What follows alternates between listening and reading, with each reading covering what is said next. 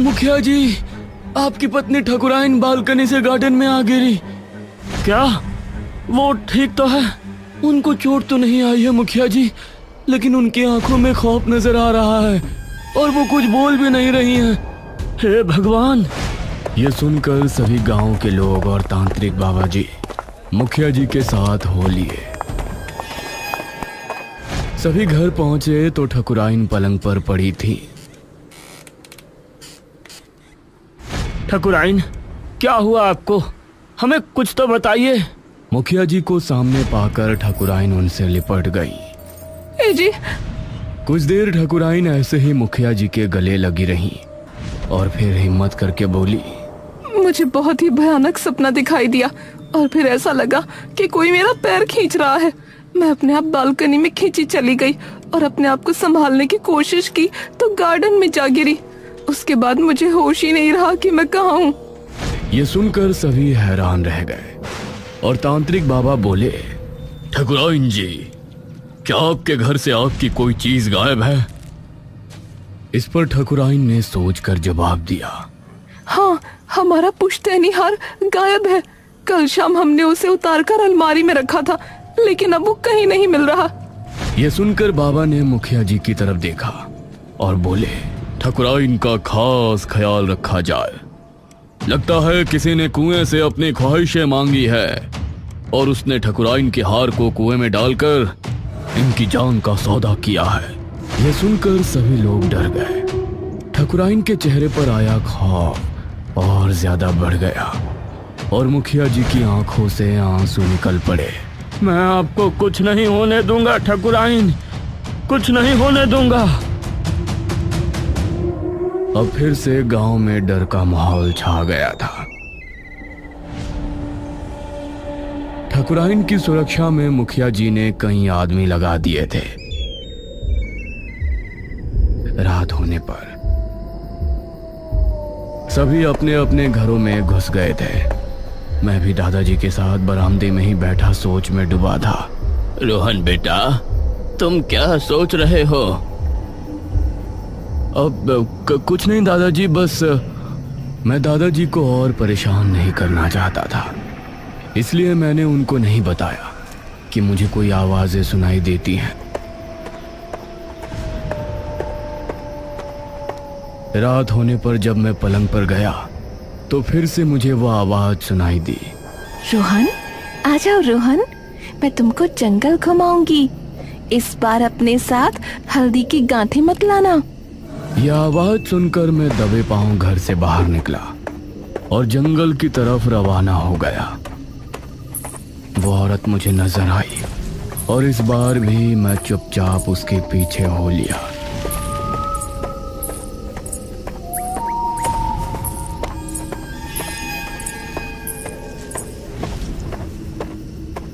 आप पिछली बार भाग क्यों गई थी? आप हल्दी की गांठों से क्यों डरती हो? अगर जंगल घूमना चाहते हो तो चुपचाप मेरे साथ चलते रहो। इस तरफ मुखिया जी भी अपनी पत्नी के साथ कमरे में बैठे थे। अरे आप कब तक ऐसे जागते रहेंगे? सो जाइए ना। नहीं, आज मुझे नींद नहीं आएगी। तुम्हारी जान खतरे में है। ठीक है मेरे पति देव, मैं भी देखती हूँ अब कब तक मेरे लिए जागते रहते हैं। इस तरफ मैं कुंड के सामने बैठ चुका था। अब तुम अपनी आंखें बंद कर लो। उसके कहने पर मैंने मेरी आंखें बंद की और फिर उसने मेरे कंधों पर हाथ रखकर मंत्र पढ़े। काफी देर तक मंत्र पढ़ने के बाद वो मुझसे अलग हुई। अब तुम आंखें खोल सकते हो। मैंने आंख खोली तो पाया कि सामने एक मटका रखा हुआ है। इस मटके को उठाओ और मेरे साथ आओ। लेकिन आपने तो कहा था कि विधि करने के बाद मैं झरने पर जा सकता हूँ और पेड़ों पर भी चढ़ सकता हूँ। वो तो तुम कर सकते हो रोहन, लेकिन इसके पहले तुमको मेरा एक काम करना पड़ेगा। मैं तुम्हारे लिए इतना कर रही हूँ, क्या तुम मेरा काम नहीं करोगे? यह सुनकर अब मुझे थोड़ा सुकून मिला। यही तो मैं जानना चाहता था। ऐसा कौन सा काम है जिसके लिए वो मुझे आवाजें लगाया करती थी? कौन सा काम था जिसके लिए उसने सिर्फ मुझे चुना। मैंने मटका उठाया और उसके साथ हो लिया। अब वो मुझे अंधेरे जंगल की तरफ ले जाने लगी।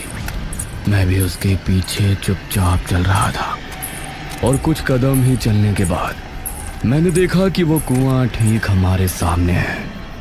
कुएं के पास पहुंचकर उसने मटकी को कुएं की बाउंड्री पर रखा। क्या मुझे यहाँ पानी भरवाने लाई हो? सब पता चल जाएगा, अभी तुम अपनी आंखें बंद करो।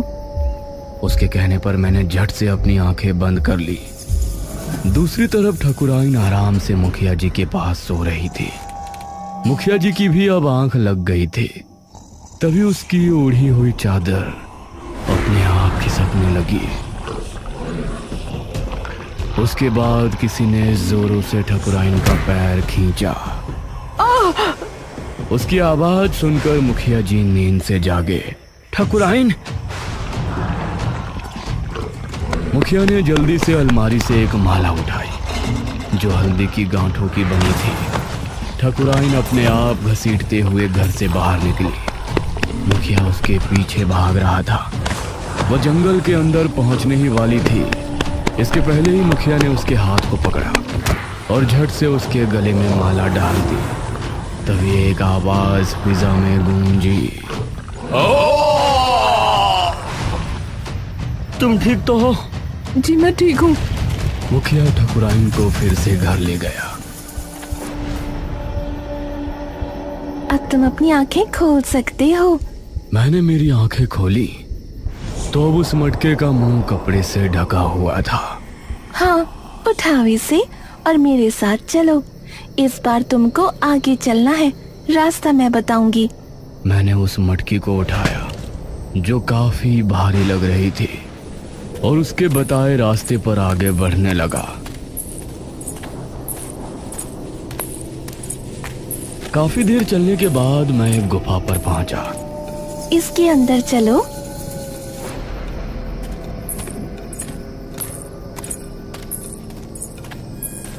गुफा के अंदर जाने पर मुझे बहुत ठंड लग रही थी। मेरी रफ्तार जब भी हल्की होती तो वो मुझे टोकते हुए तेज चलने को कहती। इसी तरह चलते हुए मैं एक जगह पहुंचा जहां जमीन पर 5 गोल घेरे बने थे। इसे घेरे में ये मटकी रख दो। मैंने उस मटके को घेरे में रख दिया और फिर वो मुझे गुफा के बाहर ले आई। अब मैं तुमको उस इलाके में ले चलती हूँ। अब तुम झरने में नहा भी सकते हो और पेड़ों से फल भी तोड़कर खा सकते हो। इस पर मैंने खुश होने का नाटक किया। वो मुझे झरने पर ले गई जहां मैंने खूब मौज मस्ती की।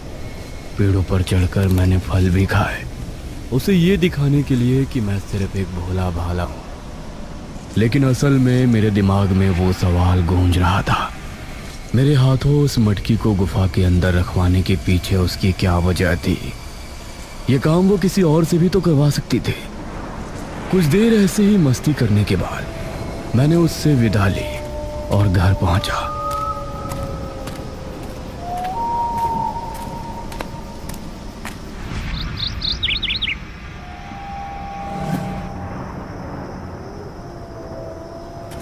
अब इसी तरह से रोजाना वो मुझे बुलाती और एक घेरे में एक मटकी रखवाती। अब 3 रातें पूरी हो गई थी और 3 मटके गुफा में पहुंचाए जा चुके थे। मेरे मन में अब ये जानने की जिज्ञासा थी कि उन मटकों में ऐसा क्या होता है जो वो मुझे नहीं बताती। अपनी आंखें बंद कर लो। उस रात मैंने मेरी सिर्फ एक ही आंख बंद की जो उसकी तरफ थी और दूसरी खोली रखी। उसने मंत्र पढ़ना शुरू किया और तब मैंने एक बेहद डरावना दृश्य देखा। आज रात मटके को उठाते हुए मुझे अजीब सा डर लग रहा था, लेकिन मैंने उसे जाहिर नहीं होने दिया।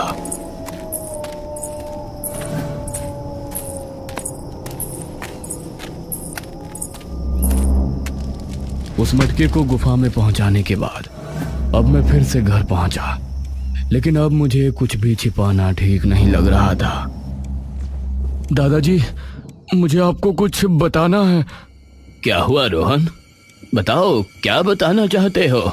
मैंने दादाजी को अब आवाजों से लेकर सारी बात कह सुनाई, जिसे सुनकर दादाजी ने मुझे एक थप्पड़ लगाया। तुमको पता भी नहीं है कि तुमने गांव वालों को किस मुसीबत में फंसा दिया है। दादाजी ने मुखिया को खबर पहुंचाई और मुखिया जी ने अब उन्हीं महान तांत्रिक को बुलाया। वह कुर्सी पर विराजमान थे और मैं किसी मुजरिम की तरह उनके सामने खड़ा था। जिज्ञासा, जिस जिज्ञासा के चलते तुमने ये गलती की है वो कोई छोटी गलती नहीं है रोहन बेटा। मुझे अपना बाजू दिखाओ। यह सुनकर मैंने कमीज ऊपर करके अपना बाजू उन्हें दिखाया। मेरे बाजू पर एक छोटा सा काला निशान था जो पैदाइशी था। मंजरी को हमने बुरी तरह मार पीट कर गांव से निकाल दिया था, लेकिन उसे काली विद्या आती थी, इसलिए उसने किसी तरह से अपने आप को बचा लिया था। लेकिन अब हल्दी की गांठें उस पर भी अभिशाप हो चुकी थी। मतलब हल्दी की गांठों से अब मंजरी को भी दूर रहने की जरूरत थी और कुएं के शैतान से अब उसने सौदा किया था। मंजरी, अब तक कई इंसान मैंने इस कुएं में समा लिए हैं। अब तुम जाओ तो अपनी शक्तियां बढ़ाने के लिए और मुझे इस कुएं से आजाद कराने के लिए एक विधि कर सकती हो। कैसी विधि देव? तुमको वो बच्चा ढूंढना है जिसके बाजू पर एक काला निशान है। उस बच्चे के जरिए तुमको एक विधि करनी है। उस विधि का तरीका ये है, तुमको उस बच्चे को किसी भी तरह कुएं पर लेकर आना है। उस बच्चे के हाथों उस गुफा में लेकर जाना है जहां तुम अपनी तंत्र विद्या करती हो। तो एक महामंत्र पढ़ने के बाद तुम्हारे और मेरे ऊपर से हल्दी की गांठों का अभिशाप हट जाएगा और फिर हम दोनों और शक्तिशाली हो जाएंगे। ये गांव वाले फिर हमसे किसी भी तरह से बच नहीं पाएंगे। मैं ऐसा जरूर करूंगी देव, जरूर करूंगी। ये सुनकर सभी गांव वाले हैरान रह गए और मेरा तो मानो खून ही जम गया था। इसका मतलब उसने मेरे जरिए अपनी आधी से ज्यादा विद्या को पूरी कर लिया है। हाँ, लेकिन घबराने की जरूरत नहीं है। तुम अभी भी अपनी गलती सुधार सकते हो। तांत्रिक बाबा मुझे एक कुटिया में ले गए और मुझे अकेले में कुछ समझाया।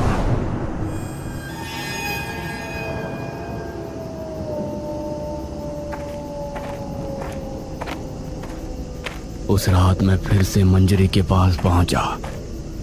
आज बस आखिरी रात है। आज तुमको मेरा ये काम आखिरी बार करना है। उसके बाद तुम आजाद हो। फिर तुम कभी भी जंगल आ सकते हो। तुमको मेरा काम करने की जरूरत नहीं पड़ेगी। मुझे बहुत खुशी है कि मैं आपके काम आ सका।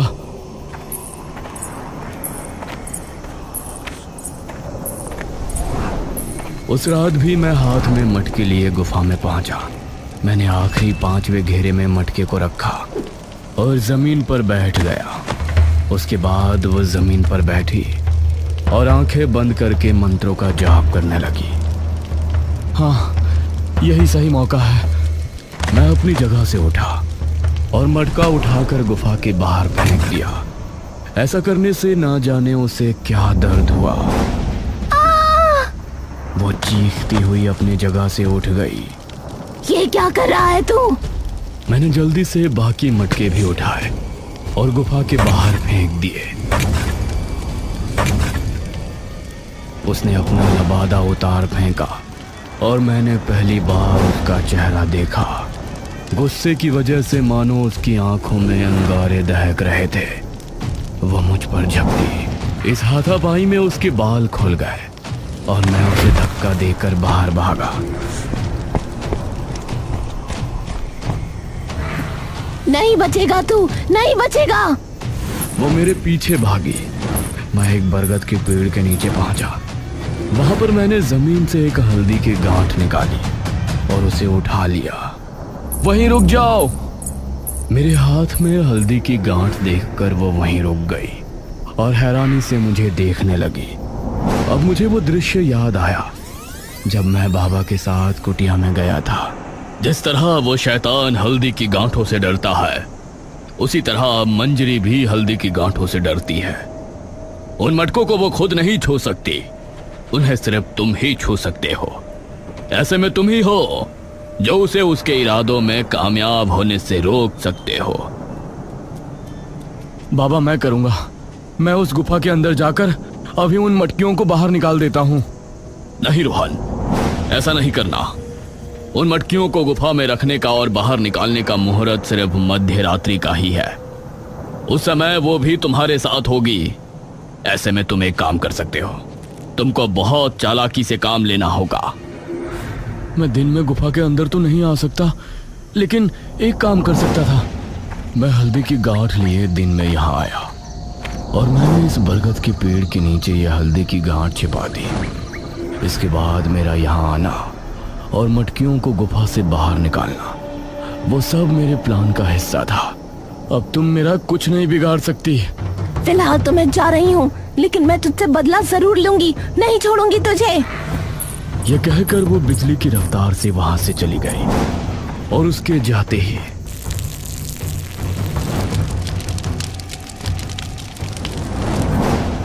उसी रात एक शख्स हाथ में लालटेन लिए काला लबादा पहने हुए कुएं पर पहुंचा।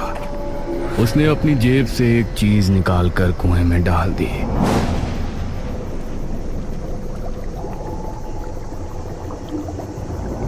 और फिर लालटेन को कुएं में फेंककर वहां से भाग निकला। मैं गांव पहुंचा और मैंने पूरी घटना उन्हें कह सुनाई। रोहन बेटा, तुमने बहुत बहादुरी वाला काम किया है। अब वादा करो कि कभी जंगल नहीं जाओगे। लेकिन अभी खतरा टला नहीं है।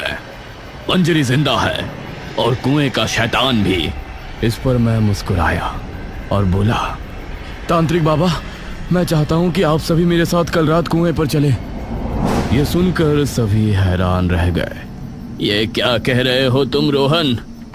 दादाजी, बस एक बार मेरी बात मान लीजिए, मुझे आप सभी को कुछ दिखाना है। ठीक है रोहन बेटा, तुम हमें जो भी दिखाना चाहते हो हम जरूर देखेंगे, लेकिन कुएं के करीब कोई नहीं जाएगा।